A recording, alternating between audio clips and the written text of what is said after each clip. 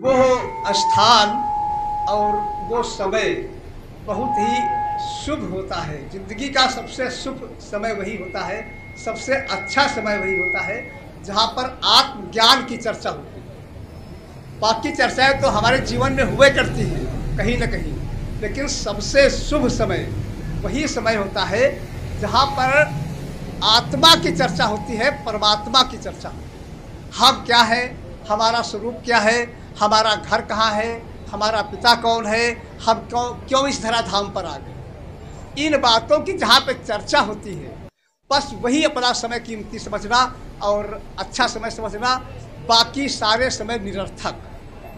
तो इसीलिए तो मानव शरीर मिला है, हम इसीलिए तो धराधाम पे आए हैं, क्योंकि ये समझने का मौका सिर्फ मानव शरीर में ही मिला हुआ है। और जितने भी शरीर धराधाम पर है, इस सृष्टि में जितने भी शरीर हैं, कोई नहीं समझ सकता कि मेरा घर कहाँ है, मेरा स्वरूप क्या है, मेरा पिता कौन है। कोई नहीं समझ पाएगा। ये समझने के लिए सिर्फ सृष्टि का सबसे कीमती मानव शरीर ही है। ये परमपिता परमात्मा का दिया हुआ एक बहुत ही कीमती उपहार दिया गया है आपको, जिसमें बैठ करके, इस शरीर में बैठ करके हम समझ सकते हैं, हम ज्ञान प्राप्त कर सकते हैं कि मेरा घर कहाँ है। वैसे तो हम यही समझते हैं जहाँ पे हम रह रहे हैं यही मेरा घर है, यही मेरा देश है, यही मेरा गांव है, यही मेरा स्वरूप है। जिस स्वरूप को हम देख रहे हैं, शरीर को देख रहे हैं, यही मेरा स्वरूप। लेकिन ऐसा नहीं है। न तो ये मेरा घर है, न तो ये मेरा स्वरूप है।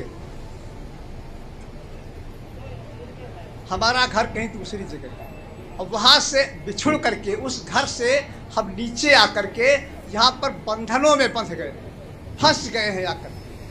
लेकिन हमें होश नहीं है। यह एक ऐसा मीठा बंधन है। बंधन भी कई प्रकार के होते हैं। एक ये इस धरती पर जो हम आए हुए हैं, जिस बंधन में बंधे हुए हैं, ये इतना मीठा बंधन है, इतना मीठा बंधन है कि हम इसको छोड़ने का मन ही नहीं होता है। इस बंधन से छूटने का, भागने का, बंधनों को काटने का हमारा विचार ही नहीं बनता कभी। और जो भी करते हैं हम और बंधनों में बंधते चले जाते हैं।